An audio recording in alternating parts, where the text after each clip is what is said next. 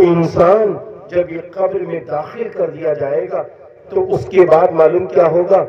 فرشتے آئیں گے، منکر نکیر آئیں گے۔ اب وہ فرشتے جگانے کی کوشش کریں گے، اس کو جگانے کی کوشش کریں گے۔ جب جگانے کی کوشش کریں گے تو معلوم ہے کیا حال ہوگا؟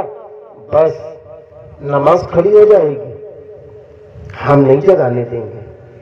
کیوں؟ اس نے مجھ سے محبت کی ہے۔ روزے کی طرف سے وہ جانے کی کوشش کریں گے، ہم نہیں جگانے دیں گے، اس نے مجھ سے محبت کی ہے۔ قرآن کی طرف سے جانے کی کوشش کریں گے، ہم نہیں جگانے دیں گے، اس نے مجھ سے محبت کی ہے۔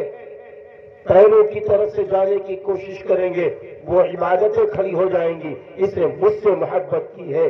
الغرض جس طرف سے بھی وہ جانے کی کوشش کریں گے، بس کیا ہوگا؟ جانے نہیں دیا جائے گا۔ پھر وہ فرشتے پلٹ جائیں گے تو وہ صبر، اے پیارے انسانوں، وہ صبر جو آج ہم نے صبر کیا ہے، وہ صبر بولے گا، اے نماز اگر تو سست ہو جاتی میں وہاں کھڑا ہو جاتا، اے روزے اگر تو سست ہو جاتا میں وہاں کھڑا ہو جاتا، اے قرآن اگر تو سست ہو جاتا میں وہاں کھڑا ہو جاتا۔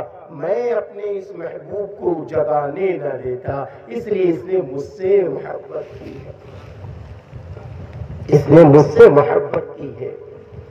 روایت میں ہے کہ بس یہ بندہ اس حال میں رہے گا، پھر اس کے بعد اللہ کی طرف سے آواز آئے گی کہ ہاں اس بندے نے مجھے راضی کیا ہے، فرشتوں اب جاؤ تمہیں اجازت مل جائے گی۔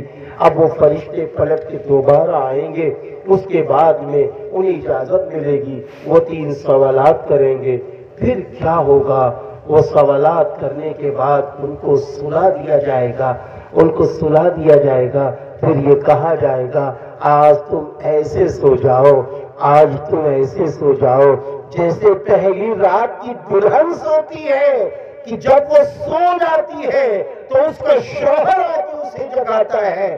ایسا ہی ایمان والے کو ایک سچے انسان، سچا ایماندار انسان، دیانتدار انسان، اسلام پہ چلنے والے انسان کو سلا دیا جائے گا، اور اس کے بعد میں پھر کوئی جگانے والا نہیں ہوگا، پھر اللہ ہی جگائے گا۔ اور پھر جب اللہ جگائے گا تو کہے گا میرے بندے تم نے تو مجھے راضی کر لیا، میرے بندے میرے محبوب نبی کے طریقے کے مطابق تم چل کے آ گئے، میرے محبوب نبی کے نقش قدم کے مطابق چل کے آ گئے ہو، آج تم بغیر حساب و کتاب کے جنت میں چلے جاؤ، بغیر حساب و کتاب کے جنت میں چلے جاؤ۔